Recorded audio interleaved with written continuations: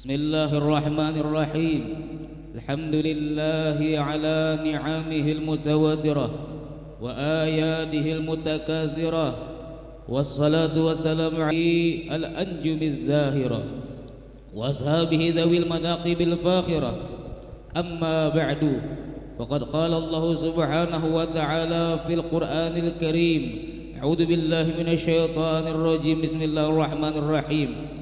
Innama yuridullahu liyudhiba ankumur rijsa ahlal baiti wa yutahhirakum tathira.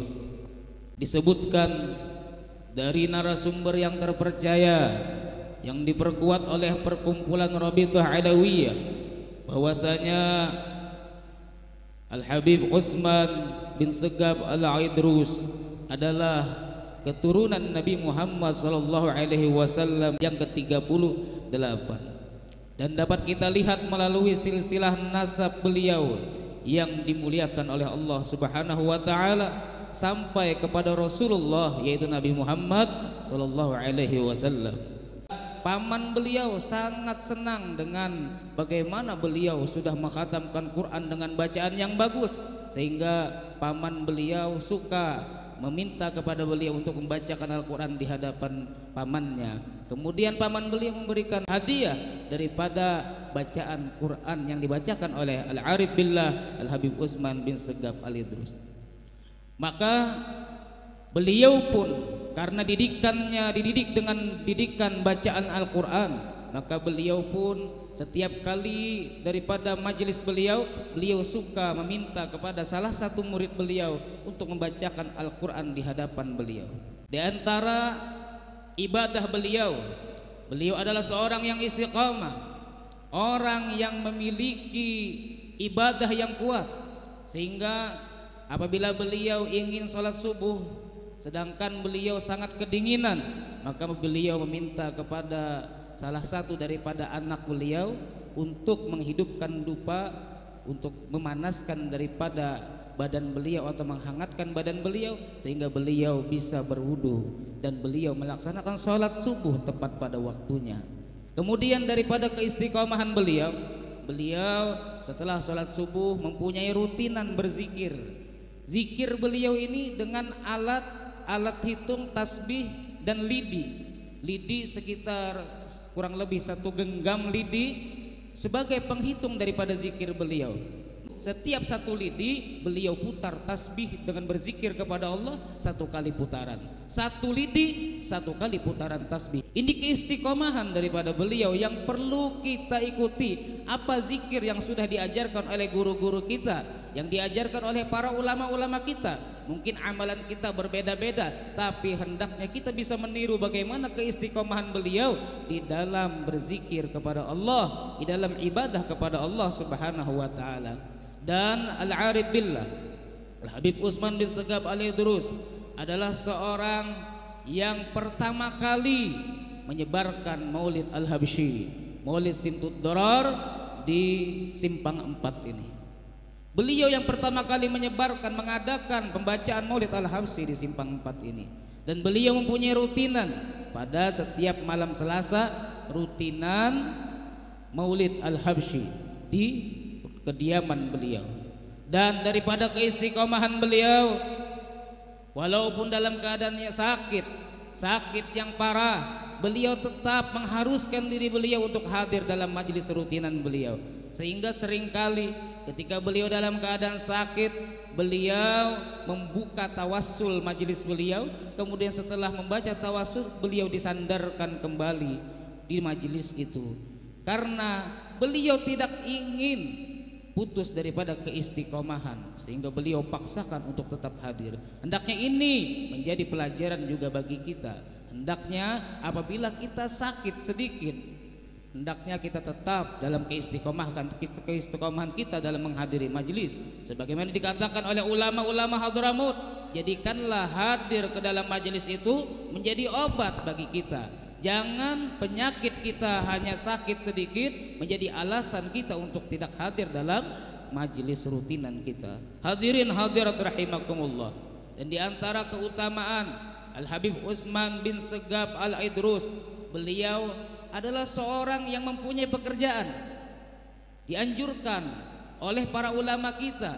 Walaupun seorang ulama, walaupun seorang habib, hendaknya dia juga mempunyai pekerjaan. Jangan hanya memakan daripada pemberian orang lain.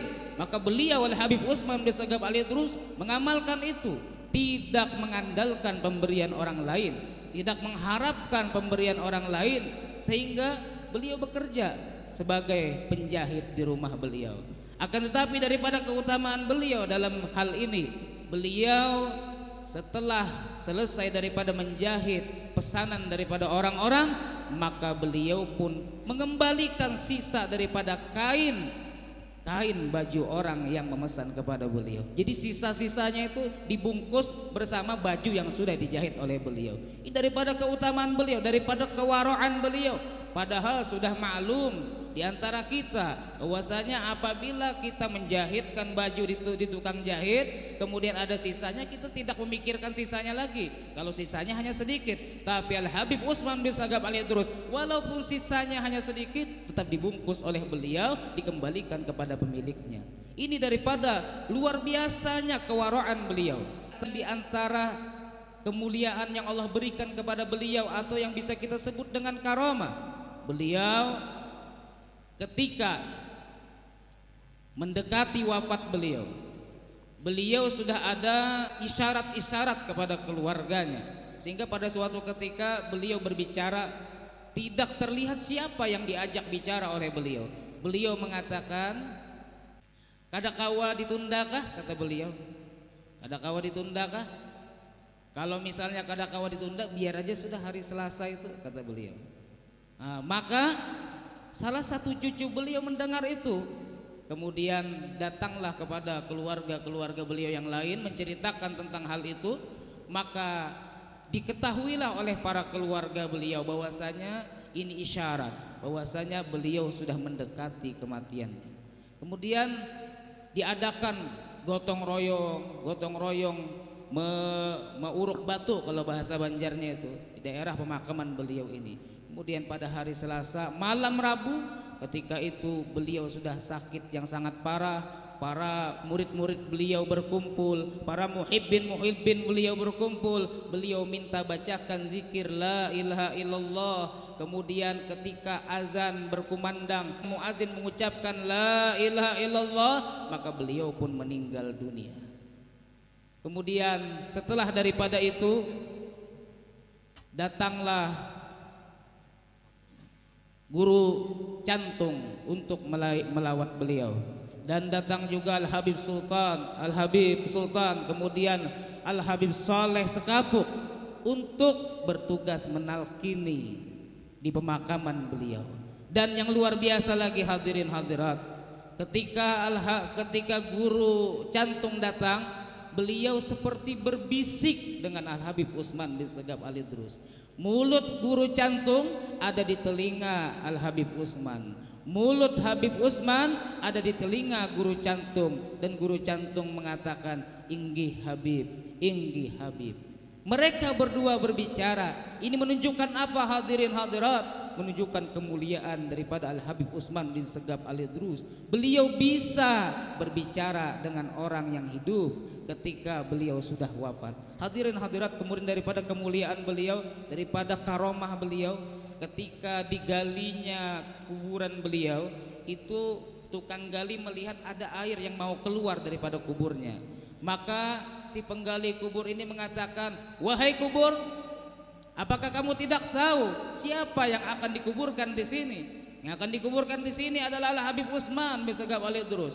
Maka air itu tidak jadi keluar, hadirin hadirat. Kemudian setelah dikubur, maka menurut riwayat daripada para orang-orang yang dekat dengan beliau, orang-orang yang menjadi saksi di dalam rumah beliau, orang-orang yang menjadi saksi dalam keluarga beliau, yang mana makam itu asal mulanya tidak pas dengan kiblat, tidak sesuai dengan kiblat. Kemudian bergeser sehingga dengan sendirinya makam tersebut pas dengan kiblat, bergeser sekitar 0,5 meter daripada keutamaan yang Allah berikan kepada beliau.